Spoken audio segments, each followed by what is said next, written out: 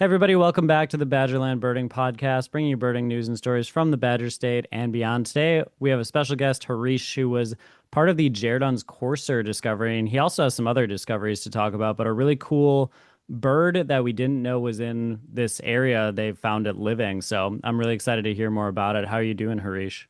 Oh, I'm great. Thank you for having me here, Derek.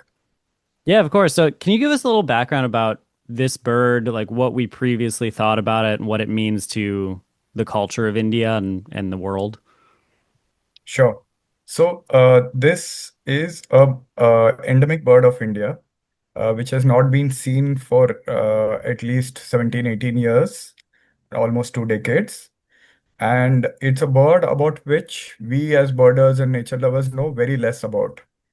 The bird was known in the last 125 years, only from, in the modern times, only from a small patch of 3 by 4 kilometers in the state of Andhra Pradesh in India. And a few birds were seen here for about 30 years, 20 years, 20, 25 years.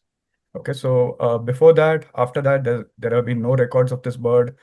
And like I said, outside of this small range, we do not know this bird from anywhere else. That was until now. Previously, the British birders, uh, the people who, back in the British India times, back in the 1850s, 1870s, up to 1900, birds have been procured from local hunters by the British birders, who also were the people who discovered most of the birds in ancient India. So in the last 125 years, this is only the second place from where we know this bird.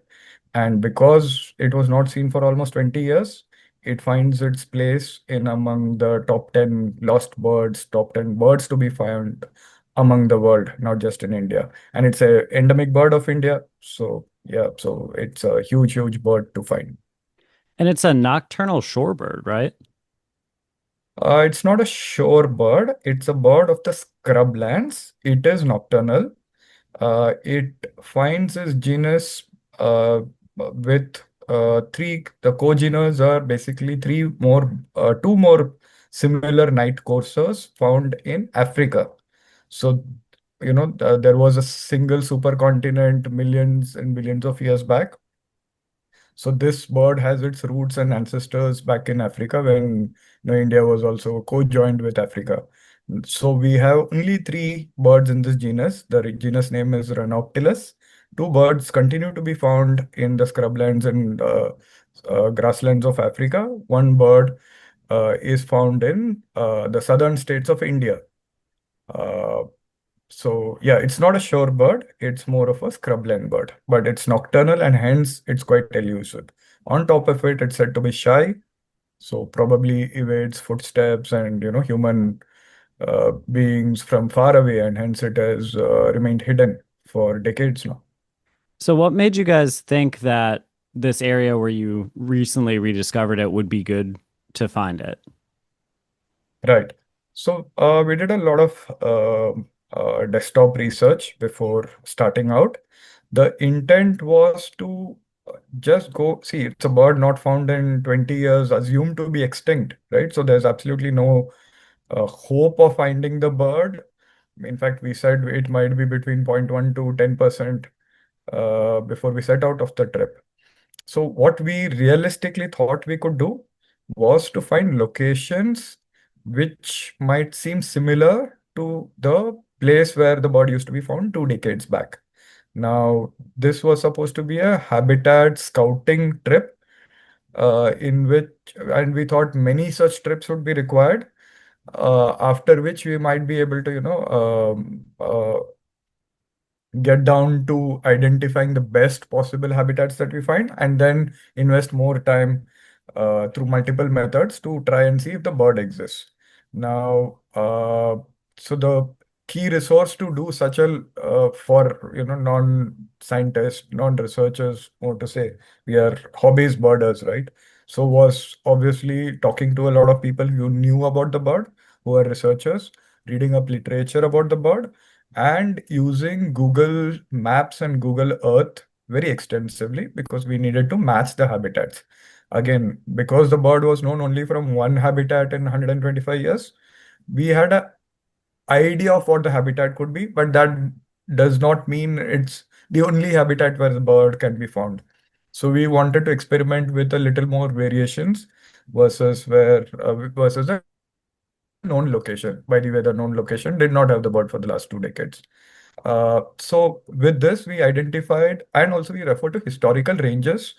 In the 80s, 1980s, when the bird was first found in that small narrow patch that I talk about, the Bombay Natural History Society, BNHS, had conducted a project by which they also secured information about the bird being seen in other places, but there's no photograph, right? So these are local informants, typically hunters, telling the research teams, this is about 40 years back, so information could flow very slowly.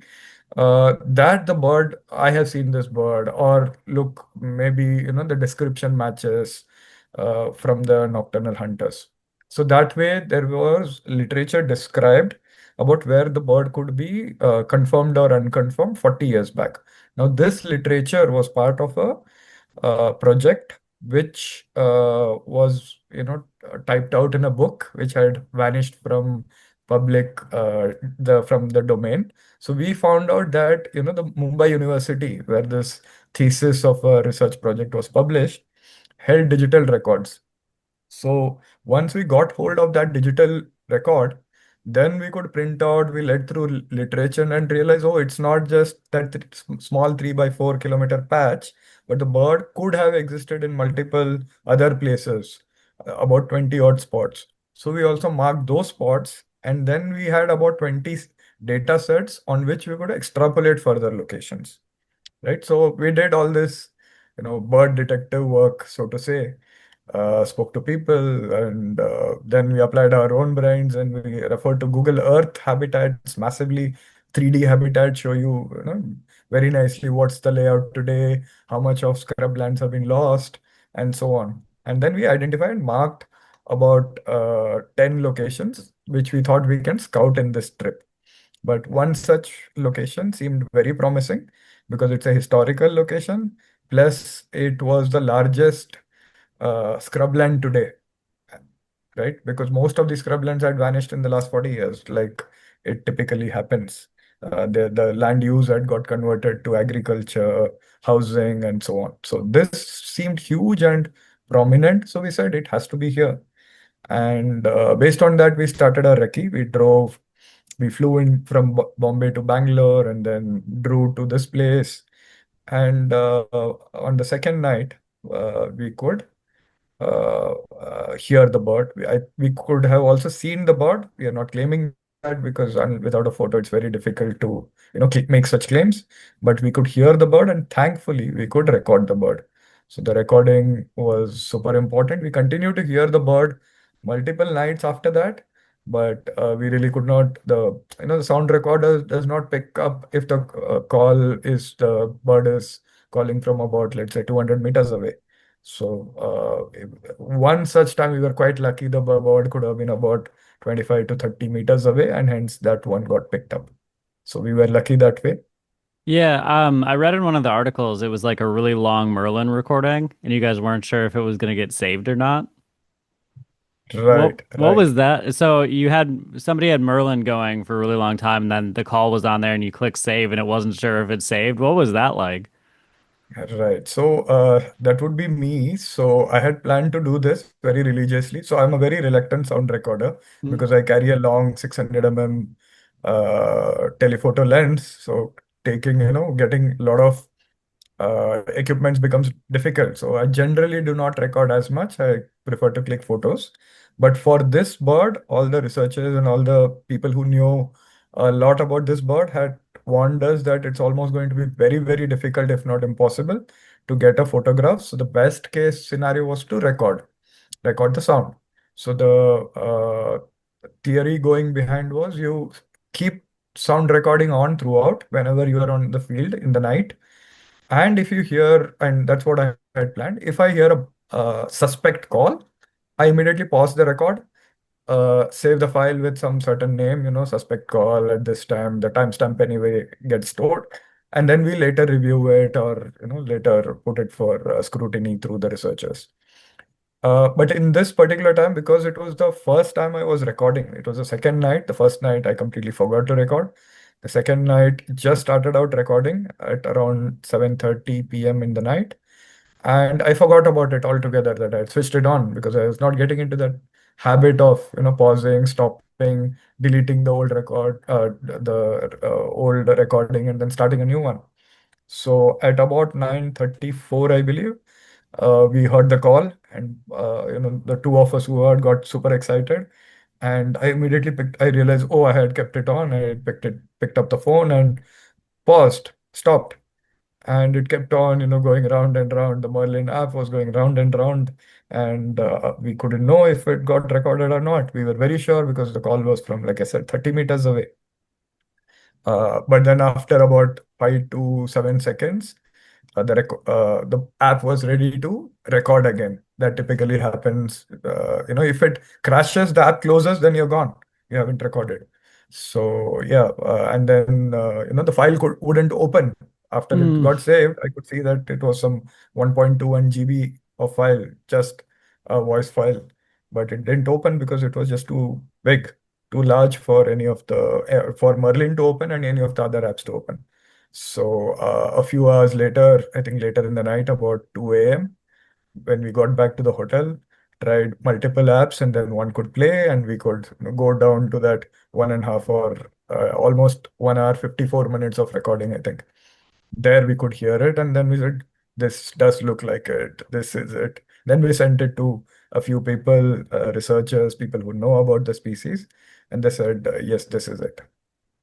And That's then we an decided to, stop going around to multiple places. We restricted ourselves to, doing a density check, going, 500 meters away, checking if, we could record more calls, and if you're lucky, get a photograph. Unfortunately, we couldn't. What was the excitement like the first time you heard it, as well as when you found out the recording was saved? So, even in the recording, it's quite a bad recording because we are all talking. Hmm. So, there was this Manoj and me who were walking together, and the other group member, Adesh, was, walking from the other side. Maybe he would have been about 20, 30 feet away. We were, splitting up in groups trying to find the bird with a torch. That was the typical method of searching. So at one particular place while we were walking, like I said, at 9:34, the courser called from behind, and Manoj is with me. I'm telling, so involuntarily, I go, hey, hey, hey, hey, hey. And Manoj is like, sir, sir, sir, sir. So that got picked up. But Adesh, who was coming from the other side, he didn't hear the bird, right? Because we were here and he was about 30 feet away. And he is telling me, oh, the cursor, we have to do this, we have to. He's talking to me directly without knowing that the bird is calling. So, yeah, so we see a lot of crosstalk. Four people, four different species, four different individuals are talking, three humans and one cursor within that 6 or 7 seconds. Unfortunately, the next day we could hear a very distinct, perfect call, four repetitions. All of us were silent at that time. Unfortunately, it didn't get picked up and recorded on the phone. That was the best, most clear hearing of the call that we had. This was day three, night three. And now that you guys have heard it in that site, is it already a protected site, or is there plan to protect more area? What's going to happen with that place? Right. So the forest department quickly jumped in and they have, I believe, put up camera traps. I was in Awesome. touch with the forest department for the next few weeks. And what they have done is make sure that, the area is not disturbed too much. They put camera traps because I believe it is also important to establish a photographic record and Hmm. also possibly find out how many individuals are there because it's a very small, I didn't mention, it's a very small, narrow hillock surrounded by agriculture and housing. So the area around the scrublands around would have got converted many years or maybe even decades back. What remains is a very slightly rocky hillock, and hence that place has not got converted to agriculture. But it's also important, it's super important because we now know that not just the traditional habitat that we thought where the bird could exist, that small narrow patch, but even variations like these can hold the cursor today. So the forest department has also mentioned that it's an important finding, so that they also start looking through their own resources in variations or in hillocks or in places very similar to this, because this is much, much more rockier than the classic habitat where the bird was known from. Hmm. And you mentioned you had other sites, and when you heard the bird here, you kind of focused all your resources on this site. Are there plans to go check the other sites too? We hope to. See, all of us are hobbyist birders. We will need to take out about a week or 10 days, and we will have to sync up our times. But the forest department would be checking by now. And if you have read the blog, it's a call to action for birders to go out and search. Now we know that the bird uh, surely is not extinct, and it should exist in other places. I do unofficially hear that the bird could have already been found, but we do not in one other location, but there's no confirmation, or it's not in the public domain yet. Maybe, hopefully it has been found. We also know that birders in multiple states, so there are four states where records of this bird exist within India. All these are between 1850s and the 1900s, right? So though 125 years back and so. So all birders across these locations are going into the field as we speak, have gone, are planning to go because a lot of them are in touch with us. Uh, just getting tips or just to know the experiences that we went through. So I am quite hopeful that give it a year, it may or may not come out in the public domain because, see, the problem with this is that scrublands are very, very fragmented today and Hmm. very, most of the areas have been converted to agriculture. These are not defined as typically forests, scrublands. What wherever the bird would might still exist and would still be found might be very narrow, fragmented areas. So whoever finds them might always have this dilemma. Is it, maybe there are just two pairs of birds in a very narrow area. What is the right way to, what is the right next step to do if the Jordan's courser is ever found in such a place again? Right? Giving out the information might be the right thing for from a birder's perspective, from a nature lover's perspective, but is that going to be right from the bird's perspective, especially if the population is down to less than 100 or even a couple of hundreds, because you will then have a lot of visiting pressure on a very Hmm. narrow range, right? Yeah. I do hope, the bird is found in a very long, contiguous area in any of these states. And then, birders of India and the world can really go and see the cursor without any fear of the bird getting, moving away from that location and then eventually, not being able to breed in that location. So it's a tricky situation because the habitats are just very, very fragmented in most places. Yeah, that makes sense. If you had to estimate how many birds do you like, what do you think the range of birds left could be? Could it be like, was it just one you guys think you heard, or maybe multiples? I think one of the two visual sightings that we are about 80% confident of. The second such sighting was a pair of birds which flew from the right and landed on the left. We searched, but we could not find it. The flight call of that bird, again, it was in the night, so I was holding the torch. Adesh was trying to look through the binoculars. By the time he located, it had gone a little far.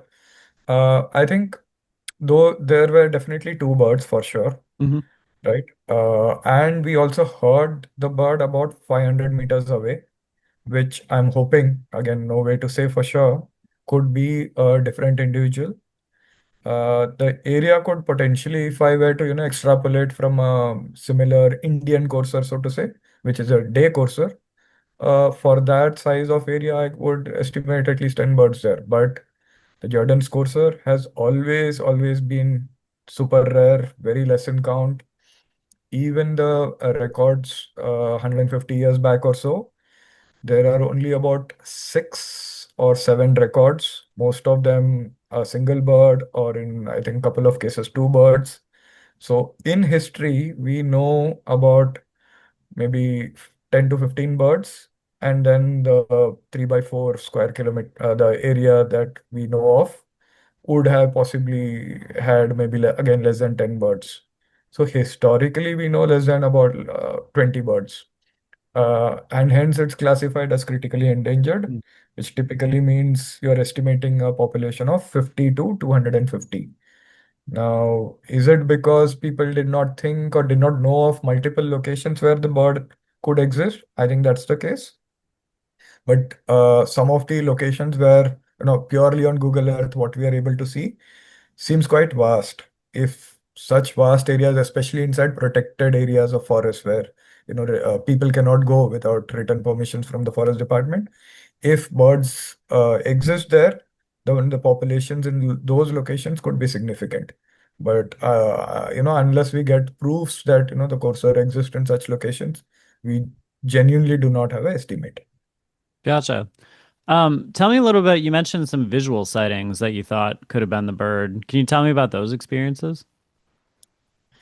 So this location, like I mentioned, was one of the most promising on our online Google Earth survey.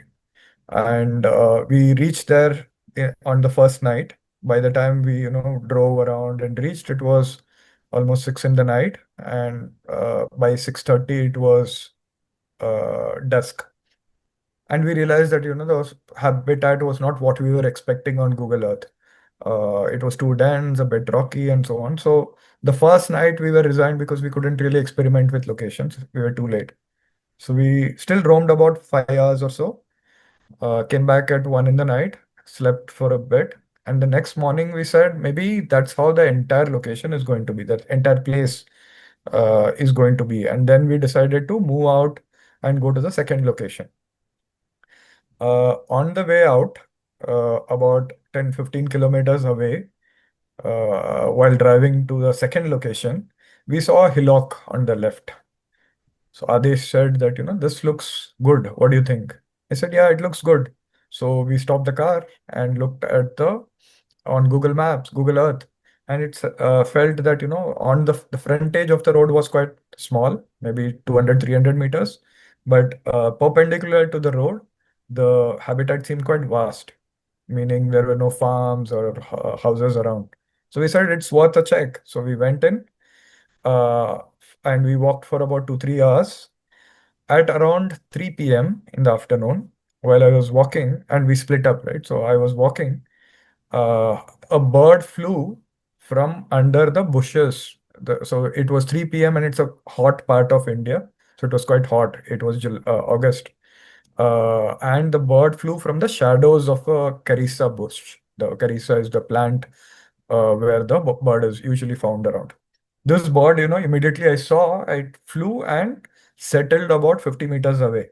So obviously I went looking, search, called the other team members. We all searched because I thought from the angle I could observe it fly away, it felt like a Jerdon's courser because we have done some research on how it will look, what are the differences, what are the other ground birds that exist in the area, and how do they look in flight, in this angle, in front on, while sitting, standing, all that we had done.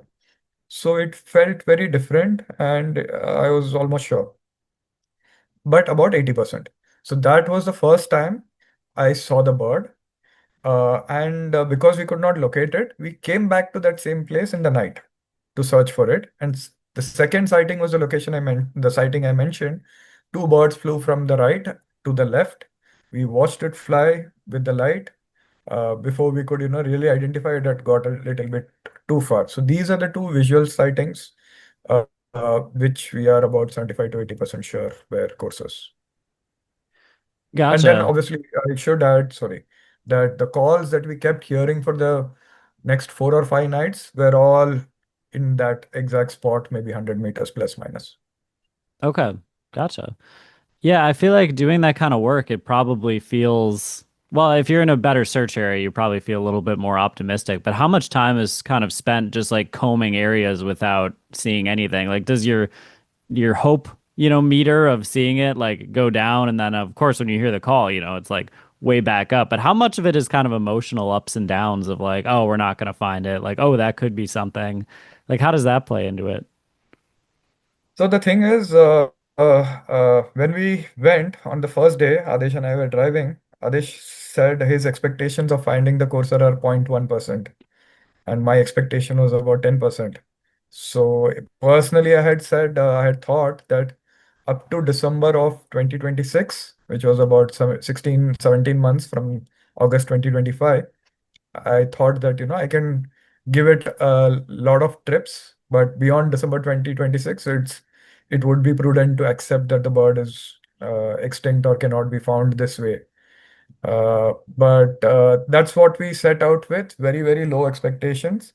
But when we even when, I thought I saw the bird, again, you can never be sure, right? It's a bird not found outside that small area in 125 years.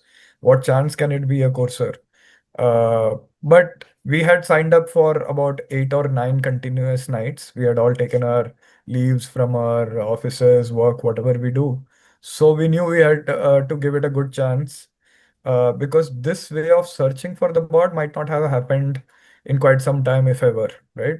Five Hmm. birders coming together, spending a month doing research like this, Google Earth, etc., being, very accurately available only in the last 10 years or 15 years or so. So we were literally taking the best making the best possible research trip for this bird in quite some time. So we were hoping again to find places, not exactly the bird, but when we found it, we were, we could not believe it. We could not believe it is the right word. But when we recorded it, that's when it really started sinking in that this is it. And we found it in literally the second night. So we had a lot of luck, but yeah, luck backed with a lot of hard work.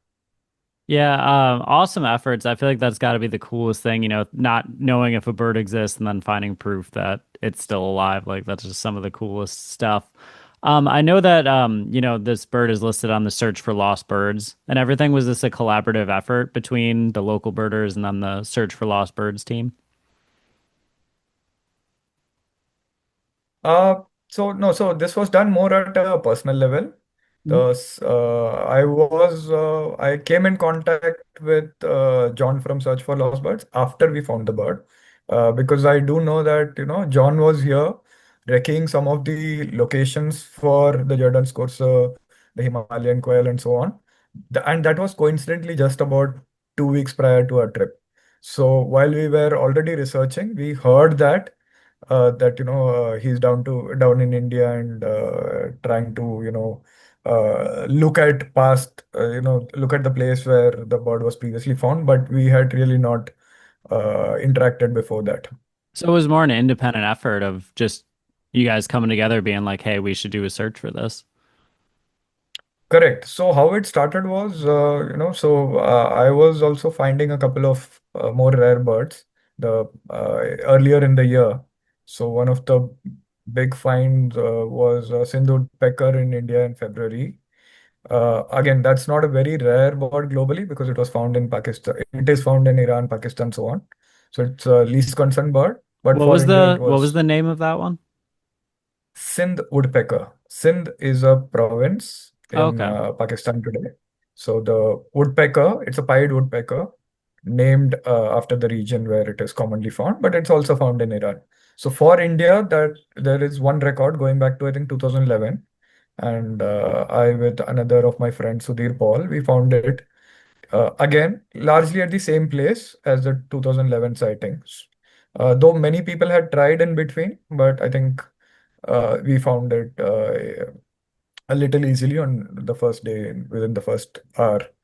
After that, I also found the long-billed bush warbler. It's again top 100 bird, but James Eaton found the bird in Gilgit, which is in Pakistan today.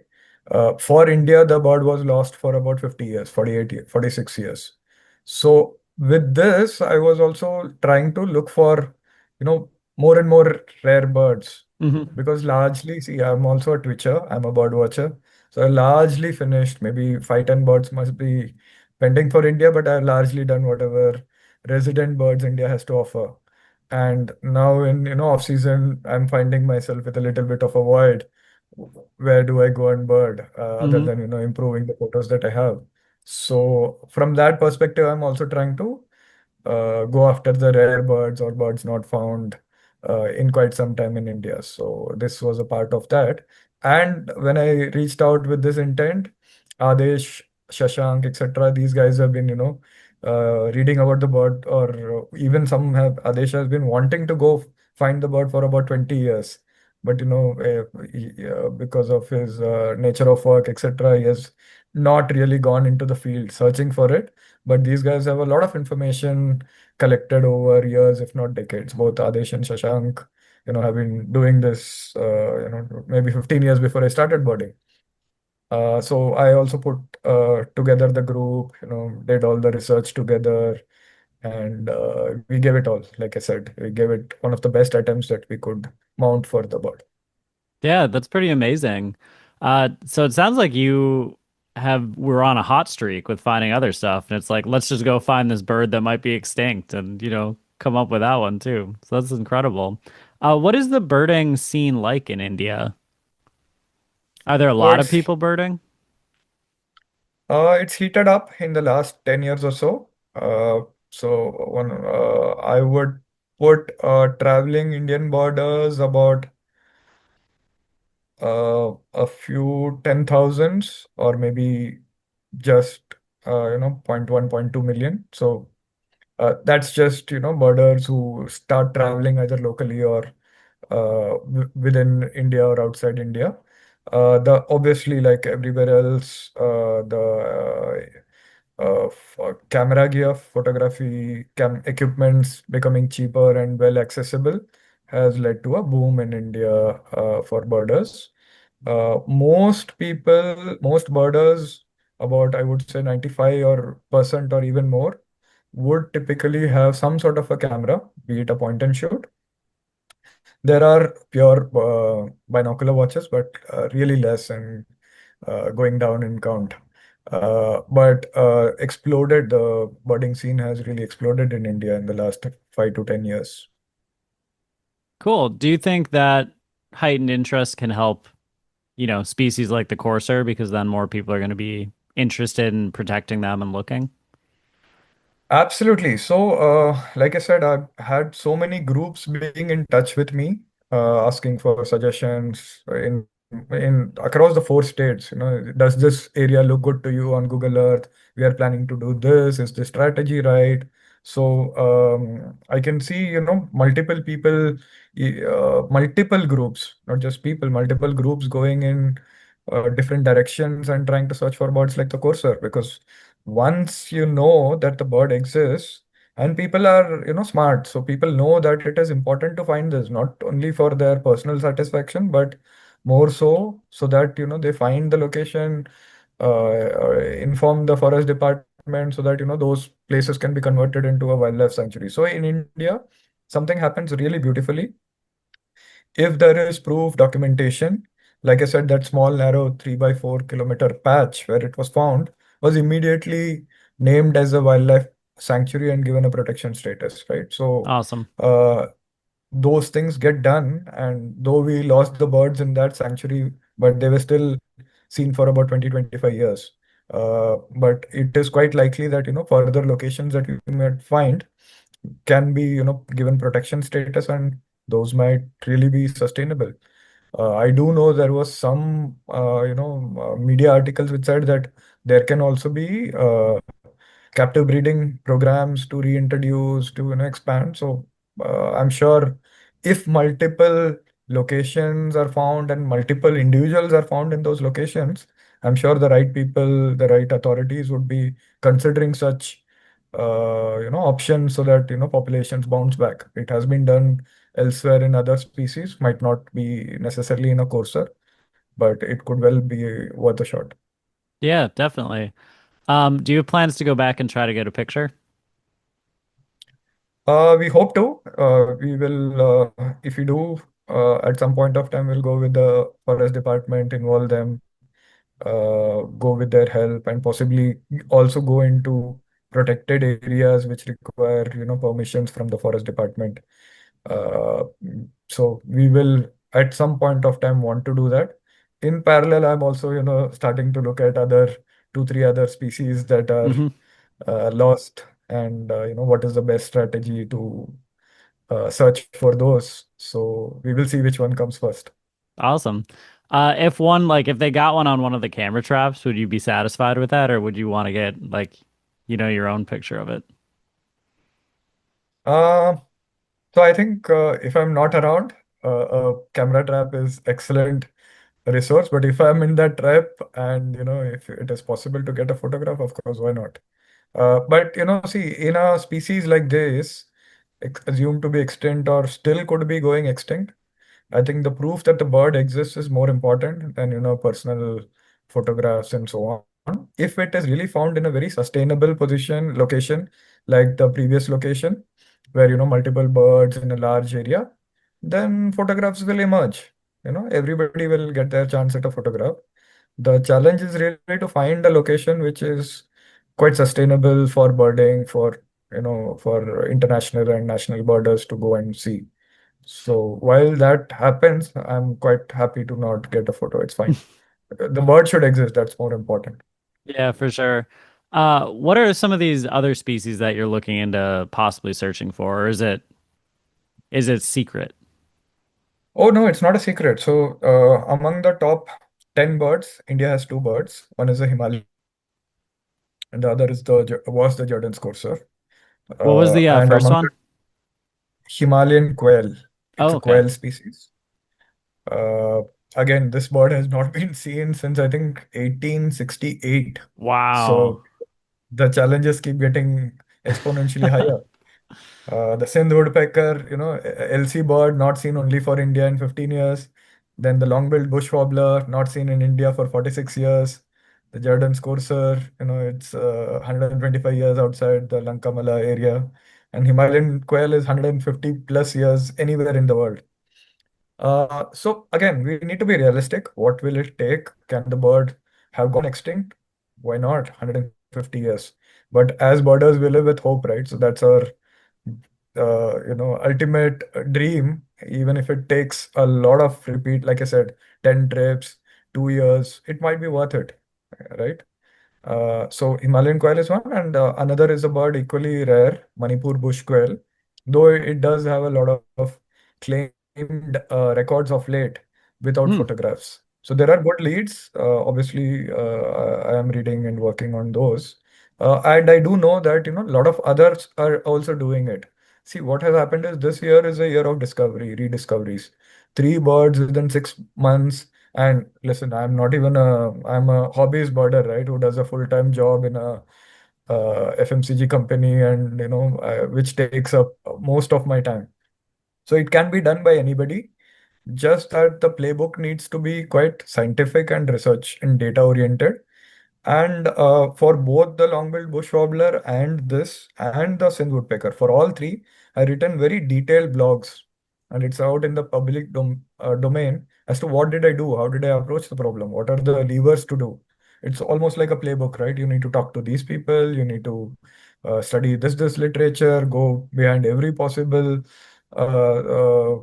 paper that is out there, maybe visit a museum or a university, find digitized records, use Google Earth very extensively. So the playbook is simple.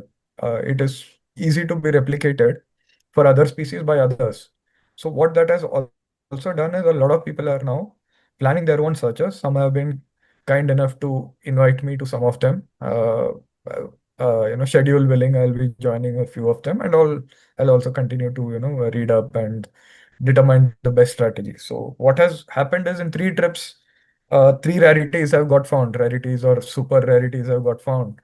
I don't think that kind of hit rate is going to happen for me or anybody else.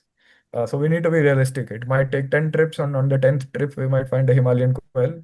We should not give up and we should be patient and we should learn, scientifically or data led. What did we do in the first nine trips that we did not succeed, and what different can be done in the 10th trip? Obviously, there will be a point where, you'll have to give up or say, it's may not be happening this way. Maybe somebody else will find it later. Yeah. But yeah, it can be done. I think that's the message out there. All the rare birds or assumed lost birds are lost only because people have not gone looking in other areas. These birds could be really fragmented, narrow ranges, because habitats have changed, land use has changed. But therein lies that opportunity. If you identify the right habitat, the birds literally see if they were spread across and the habitats kept getting, narrowed down, the birds would be in a very narrow area, right? So that's the principle that worked with the Jerdon's cursor. It can well work with other species. But I do understand, the Himalayan quail can be difficult because these are rocky cliffs, long grasses, so you need to account for safety before setting out or planning these kind of treks. Yeah, definitely. How did you get into birding in the first place? Were you always a birder when you were young, or was there something that sparked your interest? Oh, that's one of the regrets that many people, including I, have. So I started birding quite late. It was a bit of a coincidence. One of my office colleagues said, I'm going here. It was a bird sanctuary next to my place, hardly 10 kilometers away. So I said, I'll join in. This is quite recent. So from a birder's perspective, I've been birding only for 12 or 13 years. Hmm. Uh, so yeah, that's how it started, but it quickly, caught up.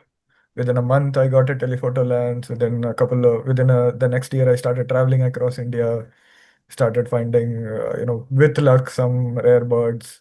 And I, raced through the first 5, 7 years and almost covered most parts of India for birding. That's incredible. Have you been able to travel outside of India, or has most of your travels been in India? I heard you guys have incredible, like beautifully beautiful birds out there. Right. So India has about 1,350 birds seen ever, but out of which 1,250 or about 1,300 birds are more common, leaving out the one-time records or so. Coming to your first question, I have intentionally not gone out of India because then, the time and resources get allocated in getting better photographs, which have possibly been, secured by others. A lot of hide birding happens, which I'm not quite in favor of. So I get a lot of joy in, going across India and finding more birds within India. And now, obviously, finding some of the birds which have not been documented in India properly. So I think that's worth the effort rather than going out and getting birds which are quite common for other countries. So that's an intentional choice that I made. Also, it helps on time allocations. I can do multiple trips within India. Some just 2, 3 days of leaves because, like I said, I'm a working professional, so I need to balance work, personal life, and birding. Yeah, 100%. Is there a place that people can donate to your guys' efforts, or keep up with what you guys are doing? Do you guys have a web page that people can check out? So I have my blog. There's no donation request as such because we are doing it for passion and we are doing it out of our own pockets. Hmm. So the blog has some of the birding exploits of the last few years. So those who are interested in Indian birding, and I've been also particular to record and blog about places which are quite difficult to reach or birds which are quite difficult to see, not necessarily, the standard itinerary that birders go on, so that, that information helps out birders. So that is possibly worth a read especially for, some of your viewers who might not have seen those species because they are difficult to reach, difficult species to see. I know because India is quite popular on the birding circuit internationally, a lot of endemics and so on. A lot of visiting birders come in, but these birds that I write about are usually not on the regular tourist birding circuit. So this Cool. would be interesting. What is the name of your blog so people can check it Uh, out? yeah, it is harryfication.wordpress.com, HARRYFICATION dot wordpress.com. Okay, cool. We'll put a link in the description for people Sure. to check out. Wonderful. Awesome. Anything else you want to mention about the Corsa or anything else, your discoveries, India, people should know? Yeah, so I think eventually we will find the cursor in more locations. Mhm. Eventually, I know even for the Sindh woodpecker, a few international birders were getting in touch with me if I can take them and show them the bird. And with the long-billed bush warbler, again, these two birds are found more in Pakistan, which might not be on everybody's travel list. So there are some international birders who might want to see these birds. So there are ways to do it, but through the organized birding tour operators. For the coaster, we'll just have to wait a little bit for a really good, sustainable location to be found. Once that is done, I'm sure, we have a huge list of even my own friends have been waiting, to get to that point where, the bird is twitchable or watchable by visiting birders. That's one point I want to mention on the Corsa. On the other bit, I do want to mention, see, these two birds, the long-billed bush warbler and the Jerdon's Corsa, were they're in the top 100 lost birds for the world, as per the website. And I could get them in 2 consecutive months, July and August, right? So what that says for the borders of the world and for also the borders of India is that if aggressive birding is done by the bird watchers, not necessarily limiting to the researchers or the officials, bird watchers and birders, bird photographers can really do their bit in discovering or unearthing locations for such birds. And once you find the locations, we can then talk about conservation and how to, make the bird. Most of these birds are going to be critically endangered or assumed extinct. So we can really do our bit to getting them back from critically endangered into vulnerable and eventually into, least concern or so. But for that, we need to find the locations, right? So bird watchers in today's world have all the tools available to do this. And the year that we have just seen in India should be proof enough and motivation enough for people to do exactly this. Do their research, prioritize safety, go into the field, do crazy things, which might not necessarily be the methodology followed by bird scientists and researchers. And who knows, we might just end up finding more of the missing birds for our world. Yeah, great message. For those of you listening, it's up to you guys. Get out. You have all the tools to check some of this stuff out and make some cool discoveries. So I love that. Absolutely. Cool. Thank you so much for joining us. And I'll put a link to the blogs. People can learn more. And thanks to everybody for watching and listening to this episode of the Badgerland Birding Podcast.